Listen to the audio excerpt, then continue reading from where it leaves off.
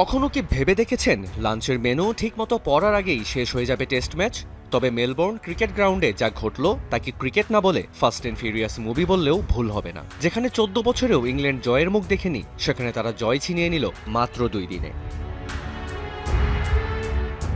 মেলবোর্নের ২২ গজ কি পিচ নাকি সবুজ ঘাসের গালিচা বোঝা দায়। সিরিজ নিশ্চিতের পর অস্ট্রেলিয়ার ব্যাটিং দেখে মনে হচ্ছিল মাঠের খেলার চেয়ে ক্রিসমাসের খাবার শেষ করার প্রবল ইচ্ছা ছিল তাদের। প্রথম ইনিংসে ঢুকতে থাকা অস্ট্রেলিয়া দ্বিতীয় ইনিংসে অল আউট হয় মাত্র ১৩২ রানে। ব্রাইন্ডন কার্স আর বেন স্টোকসের তোপে অজিরা উড়ে গেল খড়কুটের মতো।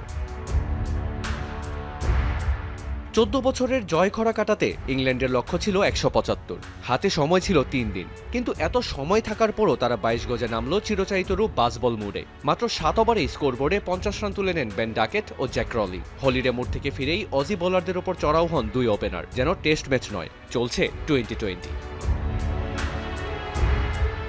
মেলবোর্ন টেস্টে ছিল একের পর এক চমক। ডাকেট আউট হওয়ার পরই ইংল্যান্ড তাদের ব্যাটিং অর্ডারে এমন এক কাণ্ড করল যা দেখে ক্রিকেট বিধাতাও হয়তো চোখ কচলেছেন। রুট বেথেলকে বসিয়ে রেখে পিঞ্চ হিটার হিসেবে মাঠে নামিয়ে দেন ব্র্যান্ডন কার্সকে, যিনি মূলত একজন বোলার। পুরোপুরি সার্কাস মেলবোর্নের মাঠে। শেষ পর্যন্ত হ্যারি ব্রুকের জয়সূচক রানেই এমসিজিতে উপস্থিত হাজার হাজার ইংলিশ সমর্থকের গর্জন। ইংল্যান্ডের জন্য এ যেন এক পরম তৃপ্তি। অজিরা যেখানে ভাবছিল হোয়াইট ওয়াশের কথা, সেখানে বাসবলের ধাক্কায় ছিটকে গেল নিজেরাই।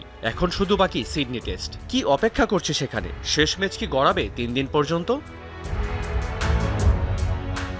রিয়ান রাফতি, যমুনা স্পোর্টস।